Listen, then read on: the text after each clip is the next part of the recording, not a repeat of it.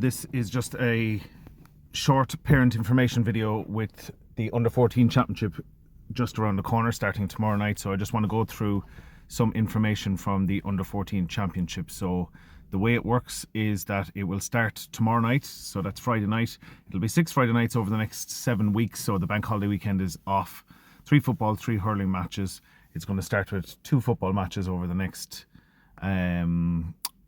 firstly, I suppose, and then it'll be alternative weeks between hurling and football. So, important information and why there is a slight change in things going forward. Well, Rebel Oak have a rule.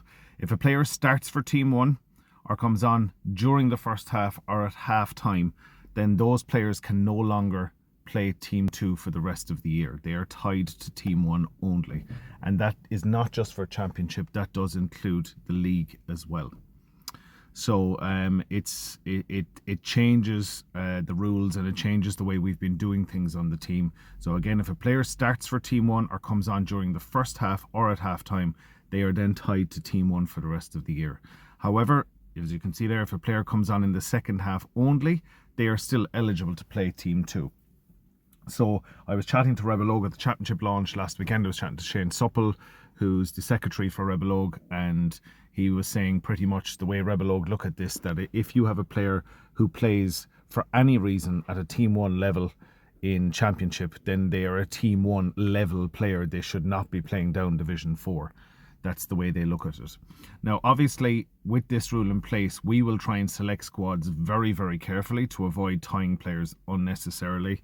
We will very much be trying to make sure that we only make subs, for example, in the second half, so that we're not tying anybody necessarily to Team 1 or unnecessarily. Other factors here, the use of under 13 players. So I suppose at the start of the year, we decided not to amalgamate 13s and 14s. We already had 2 teams with quite a lot of players, 29 hurlers, 31 footballers. I suppose this rule changes things in that we were able to survive with putting 2 teams together because we had a number of players that were going up and down between Team 1 and Team 2 at both football and hurling. As we've gone throughout the year, and as we've got chatting to coaches of other teams, you'd normally see us chatting either before or after the game to find out what their structure is. We'd also meet them at things like coaching workshops and CPD events and online and things like that. It has become very apparent that nearly every other club is blending their 13s and 14s, especially for Championship. So most clubs are feeling their strongest Team 1 available at under 14 level. We will also do the same. We'll include under 13 players who are ready and capable of playing up to Team 1. Now, this may mean Team 1 and Team 2 levels, because obviously if there's going to be players tied at Team 1, Team 2 will need further support from the under 13s. And I've been talking to the under 13 management about that. And that helps us to stay competitive and ensure players are playing at the right level. So, earlier in the year, players moved between Team 1 and Team 2. That's now, unfortunately, not going to be able to happen as much. The great thing about this, I suppose, is that Team 2 players can play up.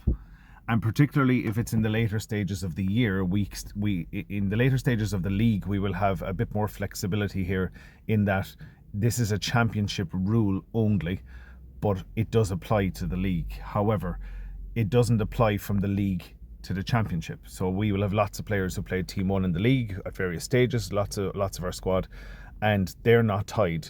It's only if they play Championship at that level. But we are more limited as to who we can, I suppose, from Team 1 players can't play down at any stage once they play Championship.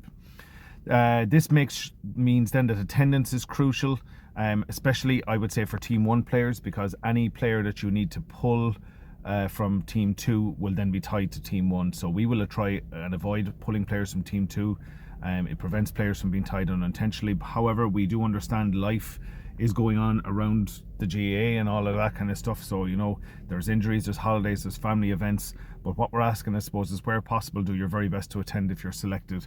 You know, as mentioned, we will try and avoid pulling players or making subs in the first half if we can, in order not to tie people. Listen, we are blessed, and I think we've been kind of one of the I suppose the people or the age groups leading this in the club with a Team 2 and how a Team 2 should work and getting players game time, it's a gift. Team 2 is an absolute gift. It provides huge game time, development opportunities, lots of playing opportunities for everybody of all abilities. So we will do everything we can to protect Team 2 and support it with under 13 so it stays competitive. Opportunities for game time development are just as strong as ever. So while as there might be a change in personnel in Team 2 because some players will be tied to Team 1, Team 2 have been doing very, very well this year. So all those players have developed so much, and it's great to see smiles on faces, and it's great to talk to parents who have kind of saying, listen, he's really after coming along. So, that will continue. The personnel might change, but I suppose the competitiveness and the ethos of Team 2 will very much still be there, which is great. So why are we using under 13s? Well, I think I've gone into this already. So earlier in the year, we decided not to amalgamate. It has become apparent that other clubs are doing it. So to be competitive in Championship, we need to do the same. So what does that mean? It's not just about winning here. It's about making sure that the two teams we put on the pitch are able to compete. If we were to go out in Championship, and it is Premier 2 in hurling and it's Division 1 in football, you're playing against teams who are playing their best. You're not playing on a level playing field if you're not meeting like for like there. So our goal is to give people a chance to play Championship at their level and at their ability. So I suppose the final message, we're trying to be fair, we're trying to be competitive, we're focused on player development.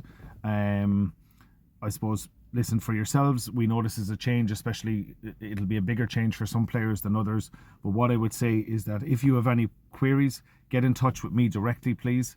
I'm always willing to talk to people, and I suppose listen over the next few weeks, and as always we will see you on the sideline. Just wanted to give you all that information so that everybody's clear before Championship starts.